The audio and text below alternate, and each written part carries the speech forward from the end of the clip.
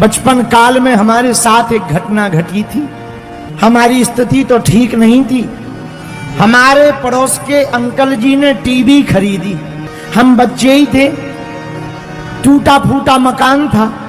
उसी में माताजी, हम, पिताजी, हमसे छोटी बहन और भाई रहते थे। बिल्कुल सत्य घटना बता रहे हैं अपनी जिंदगी की। पड़ोस के अंकल जी ने टीवी खरीदी भैया, तो हम बच्चे ही थे, छोटे थे। रोज हम टीवी देखने जाते थे, क्योंकि उतनी गांव में टीवी हुआ नहीं करती थी और हमारे घर में तो लाइट भी नहीं होती थी। जब पड़ोस के अंकल जी ने टीवी खरीदी, हम जाने लगे।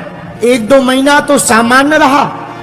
2 महीना बाद उन्होंने हमें देख करके टीवी बंद कर दी और हम जैसे ही बाहर निकले तो फिर चालू कर दी।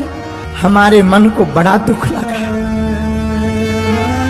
बाहर अंधेरा था, रोना आ गया, लेकिन हमने उनको कुछ नहीं कहा कि आज से तुम्हारे घर नहीं आएंगे, तुम्हारे दरवाजे पर नहीं आएंगे, या तुम्हारी टीवी तुम्हें बड़ा घमंड आ गया, अभिमान आ गया। ऐसा कुछ नहीं कहा। मन ही मन में आंसू खूब रोन फूट पड़े।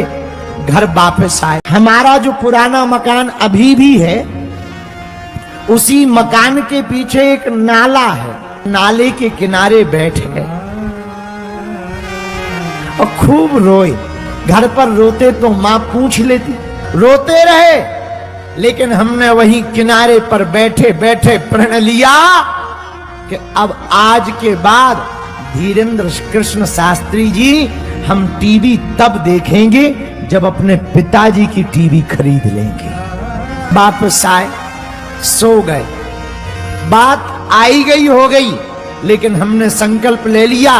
किसी के भी घर में जाते थे, गांव के ब्राह्मण थे, पूजा करने, सत्यनारायण की कथा करने, किसी का गृह प्रवेश करवाने, कभी अनुष्ठान करने घर घर जाते थे। बच्चे ही थे, तो जब गांव वाले बुलाते थे तो जिस मकान के कमरे में टीवी लगी हो, हम उसमें बैठा नहीं करते थे। नई नई वॉल्वो बस चली थी, हम उस पर बैठते नहीं थे, यात्रा कैंसिल कर देते थे। क्यों? क्योंकि हमारा प्रण था कि टीवी देखेंगे तो अपने ही पिताजी की देखेंगे।